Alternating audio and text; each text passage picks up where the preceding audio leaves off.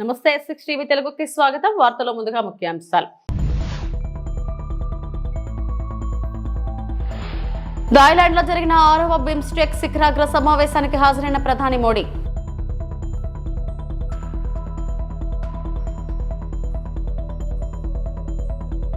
ముగిసిన ఏపీ మంత్రివర్గ సమావేశం, కీలక అంశాలకు ఆమోదం.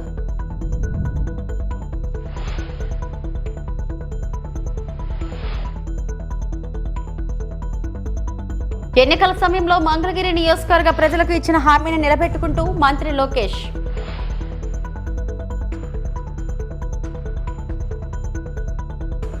కంచగచ్చిబౌలి భూములను ఎవరూ కొనవద్దు, బీఆర్ఎస్ ప్రభుత్వం వచ్చాక వెనక్కి తీసుకుంటాం, మాజీ మంత్రి కేటీఆర్.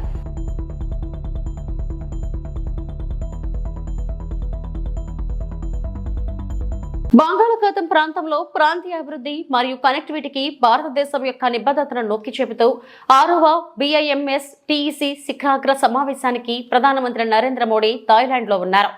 బిమ్స్టెక్ దేశాలతో సంబంధాలను బలోపేతం చేయడంలో మరియు ఆర్థిక సహకారాన్ని పెంపొందించడంలో భారతదేశం యొక్క పాత్రపై కీలక నవీకరణల కోసం వేచి ఉండండి.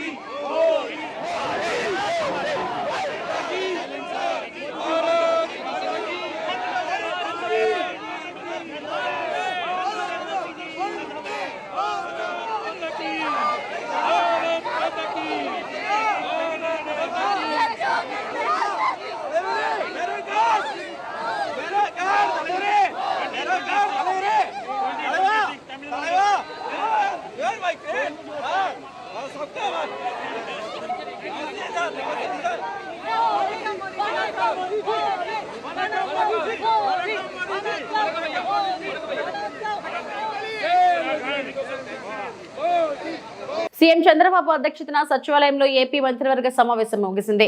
ఈ సమావేశంలో పలు కీలక అంశాలకు ఆమోదం తెలిపారు. ఆంధ్రప్రదేశ్ డ్రోన్ కార్పొరేషన్ ను Andhra Pradesh state fibre net limited నుంచి విడదీసి స్వతంత్ర సంస్థగా ఏర్పాటు చేసేందుకు కేబినెట్ ఆమోదం తెలిపింది. రాష్ట్రంలో డ్రోన్ సంబంధిత అంశాలన్నిటికీ నోడల్ ఏజెన్సీగా ఏపీడీసీ వ్యవహరించనుంది.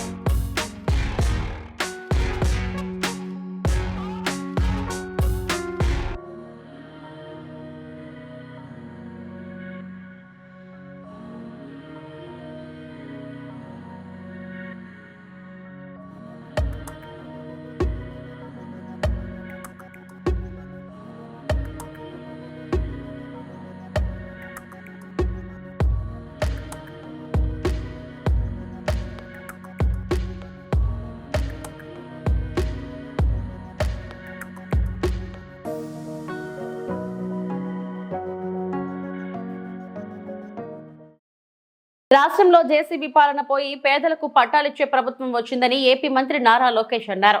మంగళగిరి నియోజకవర్గం ఉండవల్లిలో మన ఇల్లు మన లోకేష్ కార్యక్రమానికి ఆయన శ్రీకారం చుట్టారు. గోవిందు సీతా మహాలక్ష్మి దంపతులకు తొలి శాశ్వత ఇంటి పట్టా అందజేశారు. ఈ సందర్భంగా లోకేష్ మాట్లాడుతూ రాష్ట్ర వ్యాప్తంగా అమలు చేసే కీలక హామీ మంగళగిరి నుంచి ప్రారంభిస్తున్నందుకు సంతోషంగా ఉందని అన్నారు. అధికారంలో లేనప్పుడే సొంత ఖర్చులతో 26 సంక్షేమ పథకాలు అందజేస్తున్నట్లు గుర్తు చేశారు. స్వచ్ఛతలో మంగళగిరి దేశంలో మొదటి స్థానంలో ఉండేలా కృషి చేస్తున్నామన్నారు. ఇటీవల మంత్రివర్గం సమావేశంలో ఆమోదం పొందిన 100 పడకల ఆసుపత్రికి త్వరలో శంకుస్థాపన చేస్తామన్నారు. అంతిమంగా ప్రజలకు ఎలాంటి ఇబ్బందులు లేకుండా చేయడమే లక్ష్యమని తెలిపారు. 2.5 దశాబ్దాల కలను ఎన్డీఏ ప్రభుత్వం నెరవేర్చిందని చెప్పారు. విజనరీకి ప్రిజనరీకి చాలా తేడా ఉందని వ్యాఖ్యానించారు.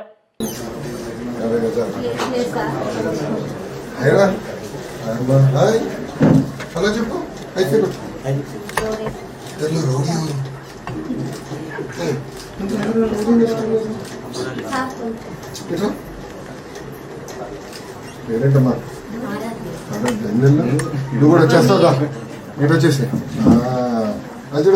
అచ్చుడు బాయ్ చెప్పేసి వెళ్ళిపోదాం. బాయ్ వచ్చేస్తావు నాతో పెడతానా బిడ్డ? Thank you.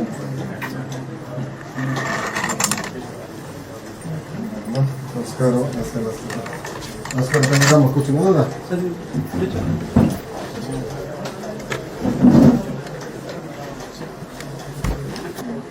ఎప్పుడు వచ్చారు ఇక్కడికి? అసలు మీరు మంగళగిరి ఒరిజినల్ ఎక్కడి నుంచి అమ్మా మీరు? దుగ్గిరాల ఎక్కడన్నా?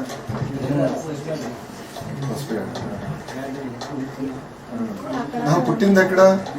పుట్టింది దుగ్గిరాలన్నా. ఎక్కడ? ఇక్కడ ఉండవల్లికి వచ్చి 20 సంవత్సరాలు అయింది. అప్పుడేం లేదు ఇక్కడ, మీరు ఇల్లు కట్టారు. రోడ్ కూడా ఉండదు.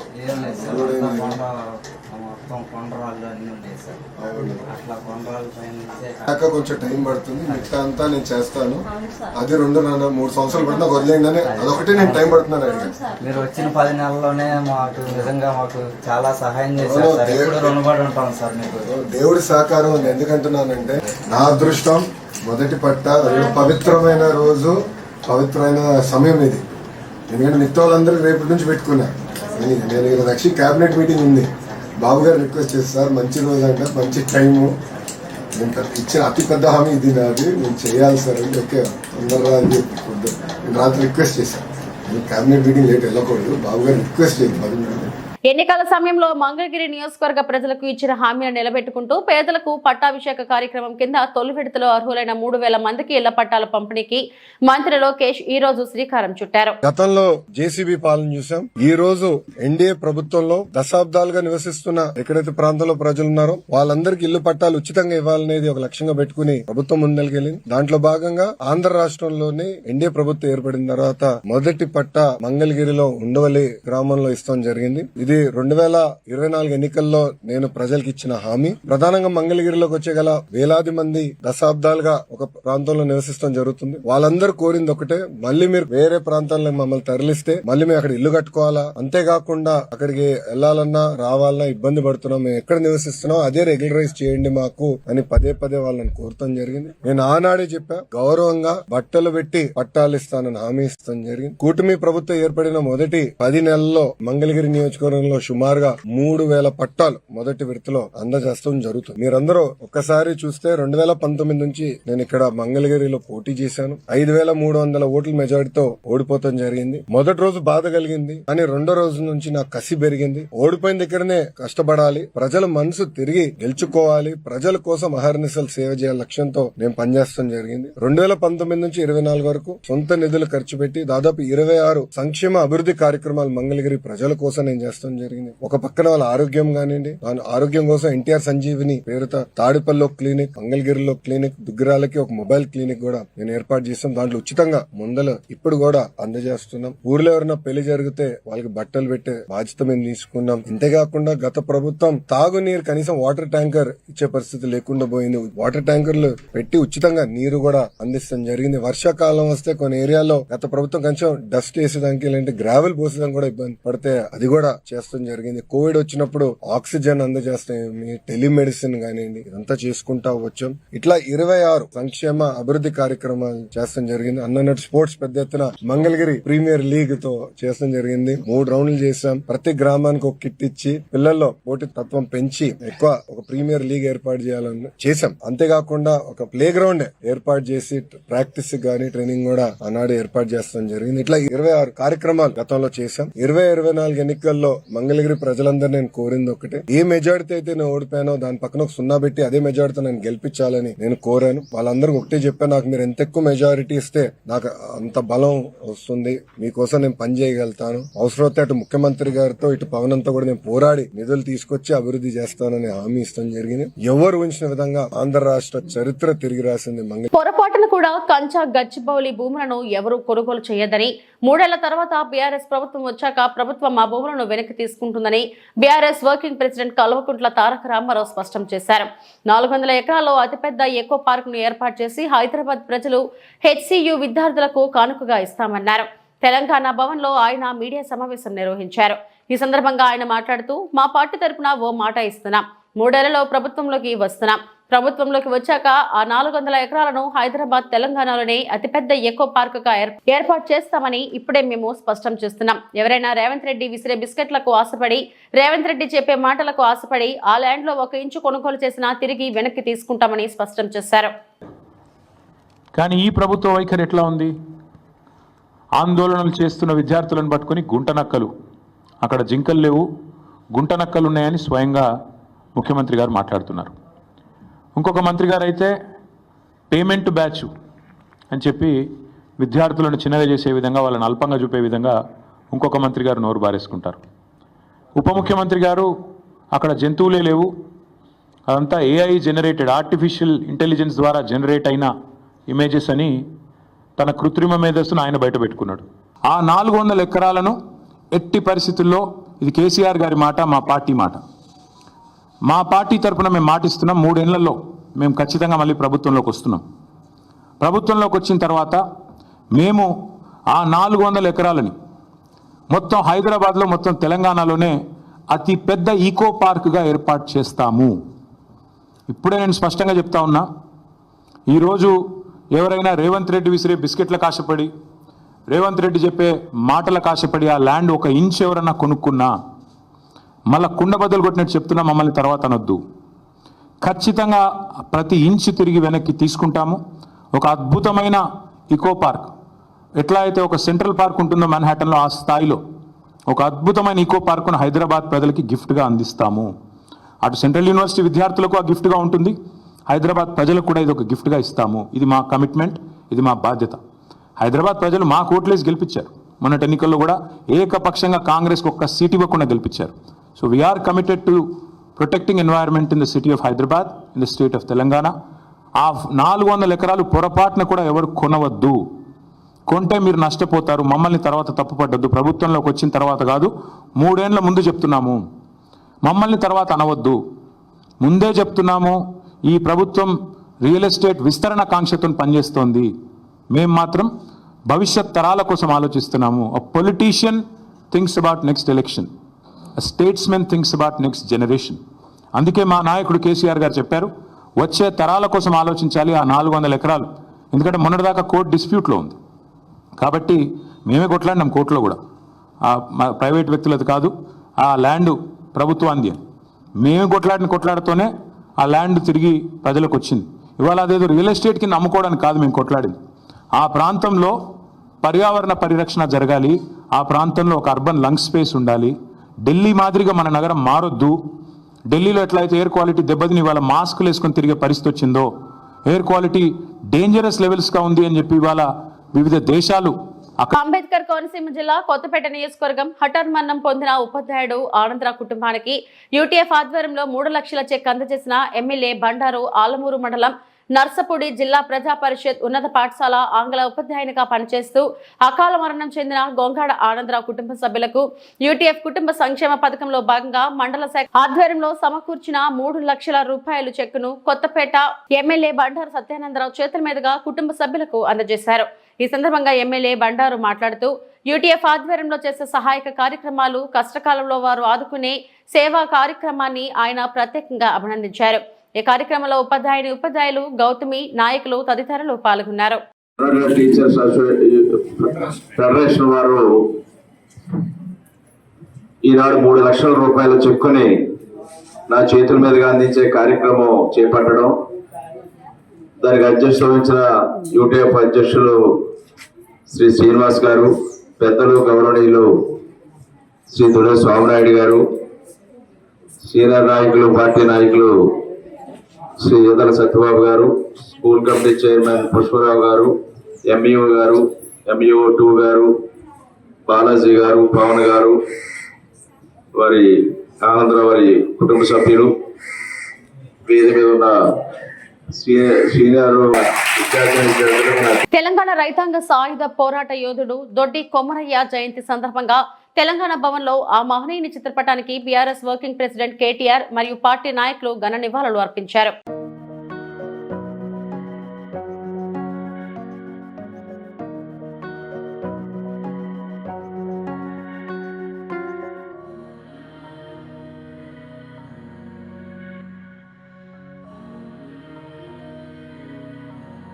కంచా గచ్చిబౌలి భూములు ప్రభుత్వ భూములేనని పిసిసి అధ్యక్షుడు మహేష్ కుమార్ గౌడ్ మరోమారు స్పష్టం చేశారు. విపక్షాలు కావాలని అసత్య ప్రచారం చేస్తున్నాయని ఆయన మండిపడ్డారు. హైదరాబాద్ పరిసర భూములను కాజేసిన ఘనత కేసీఆర్ కుటుంబానిదని ఆరోపించారు. బీఆర్ఎస్ హయాంలో కేసీఆర్ కుటుంబం దోచేసిన భూములపై చర్చకు సిద్ధమని మహేష్ కుమార్ గౌడ్ సవాల్ విసిరారు. బండి సంజయ్ వ్యాఖ్యలపై మంత్రి పొన్నం ప్రభాకర్ ఘాటుగా స్పందించారు. రాష్ట్రాలకి అధికారం ఇస్తే 24 గంటల్లో బీసీ రిజర్వేషన్ చేసి చూపుతామని స్పష్టం చేశారు. తదుపరి నిర్ణయం ఏముంటుంది ప్రభుత్వం తీసుకుంటుంది. కానీ ఈ భూములు ఎస్సీ భూములని రాంగ్ ప్రచారం ఏదైతే ప్రతిపక్షాలు చేస్తూ ఉన్నాయో ఇది ప్రజలు తెలుసుకోవాల్సిన అవసరం ఉన్నది. ఇవాళ ఈ భూముల విషయంలో రాద్ధాంతం చేస్తున్నట్టు మహనీయులు కేటీఆర్ గారు మరి ఆనాడు అక్కడ ఒక పెద్ద సంస్థ భూములు కడితే దానికి బాటంగా ఎస్సీ మధ్య నుంచి రోడ్డిచ్చిన పాపాన పోలేదా? ఇవాళ ఏ రకంగా మాట్లాడుతూ ఉన్నారు వాళ్ళు? ఇది కాకుండా కేటీఆర్ కేసీఆర్ హయాంలో హైదరాబాద్ చుట్టూన్నటువంటి గోల్డ్ మైన్ లాంటి ప్రభుత్వ భూములు ఎన్ని భూములు అమ్మారు, ఎన్ని భూముల్ని వారి అనుయ సంస్థలకి కారు చౌక కట్టబెట్టారు. ప్రభుత్వ ఆస్తుల యొక్క ధ్వంసం ఏ రకంగా జరిగిందో మేము చర్చకు సిద్ధము. బాహటంగా హైదరాబాద్ చుట్టూ భూముల్ని దోచేసిన ఘనత కేసీఆర్ కుటుంబాన్ని. దీనికి ఎక్కడికైనా చర్చకు సిద్ధం, మేము నిరూపించడం కూడా సిద్ధం. బండి సంజయ్ గారు నిన్న 2-3 అంశాలు క్రిటికల్ ఇష్యూస్ మాట్లాడారు. ఒకటేమో రాష్ట్రమే చేసుకోవచ్చు కదా అని చెప్తా ఉన్నారు. నిజంగా మీరు కేంద్ర మంత్రిగా రాష్ట్రం చేసుకోవచ్చు అని ఒక ఆదేశం ఇస్తే 1 నిమిషంలో మేము దానికి సంబంధించినటువంటి అమలు చేసి చూపెడతాం. మీరు చెప్పిన దాని ప్రకారంగా మీరు కేంద్రం నుంచి రాష్ట్ర ప్రభుత్వమే చేసుకోవచ్చు ఒక మాట ఇస్తే 24 గంటల్లో దాన్ని మేము అమలు చేసి చూపెడతాం. మా ప్రభుత్వం దగ్గర మాకు చిత్తశుద్ధి ఉంది. నెంబర్ 1. ఇవాళ బండి సంజయ్ గారు, కిషన్ రెడ్డి గారు, అరవింద్ గారు, లక్ష్మణ్ గారు, ఈటల రాజేందర్ గారు, వాళ్ళిద్దరు మంత్రులు, వీరు 3 బలహీన వర్గాల బీజేపీ నాయకులు తెలంగాణ నుంచి ఇవాళ మాట్లాడుతూ ఉన్నారు. ముస్లింలకు సంబంధించి ఇప్పటిదాకా మీరు కూడా ముస్లింలకు సంబంధించి ఒకవేళ నిజంగానే మీరు అంత వ్యతిరేకంగా ఉంటే, ముస్లింలకు రిజర్వేషన్ వర్తించొద్దు భారతీయ జనతా పార్టీ నాయకత్వం అనుకుంటే, మీరు ఇస్తున్న 10% ఈడబ్ల్యూఎస్లో ముస్లింలు ఉన్నారు కదా, మీరే చట్టం చేశారు కదా 10%లో 10% ఈడబ్ల్యూఎస్లో ముస్లింలు కాదని మీరు రిజర్వేషన్ ఇస్తా ఉన్నారా? చెప్పండి ధైర్యంగా. ఇవాళ ఎందుకు మీరు దాని గురించి మాట్లాడతలేరు? మాట్లాడితే మీకు మళ్ళీ ఎంతసేపు పోతురా మతతత్వం. అరే మీరు ఆంధ్రప్రదేశ్లో పొత్తుండి మీ రాజకీయంగా భారతీయ జనతా పార్టీ తెలుగుదేశం పొత్తున్న రాష్ట్రంలో కూడా ఇలా 4% రిజర్వేషన్ అమలు అవుతుంది. మీరు దాన్ని తీసేయగలిగే దమ్ముందా? ఆర్థిక పరమైన అంశాల మేరకే రిజర్వేషన్ ఇస్తారు, వాటి ప్రకారంగా చేయమని అడుగుతా ఉన్నాం. అందులో కూడా తెలంగాణలో ఉన్నటువంటి వివిధ కులాలు 139 కులాల పైన ఉన్నటువంటి వాళ్లకు ABCDGగా ఇవ్వబడ్డది. దాని ప్రకారంగా ప్రపోర్షనేట్ గా రిజర్వేషన్ వస్తుంది. దాన్ని అర్థం చేసుకోకుండా 10% వాళ్ళకే ఇస్తున్నాడు ఒక రాంగ్ ప్రాపకండా. ఒక కేంద్ర మంత్రి బాధ్యత కలిగినటువంటి మాట్లాడే మాటలు. బూడిద లారీలను అడ్డుకున్న గ్రామస్తులు. అనకాపల్లి జిల్లా పరవాడ మండలం పెదముష్టివాడ పంచాయతీ గండివానిపాలెంలో పరిమితికి మించి రోడ్లపై వెళుతున్న బూడిద లారీలను గ్రామస్తులు అడ్డుకున్నారు.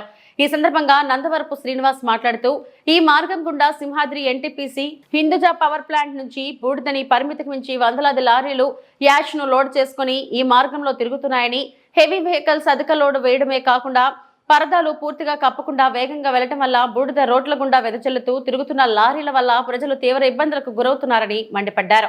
ఈ బూడిద వల్ల గొంతు, కళ్ళు మంటలు రావడంతో హాస్పిటల్కు గురవుతున్నారని అన్నారు.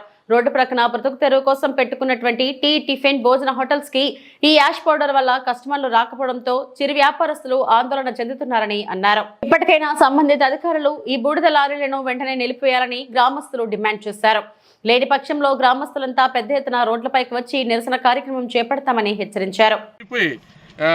యాక్సిడెంట్ అయిపోయి ఇంకా అది అనారోగ్యాలు పాలుతూ ప్రతి ఒక్కరు కూడా చాలా ఇబ్బంది పడుతున్నారు.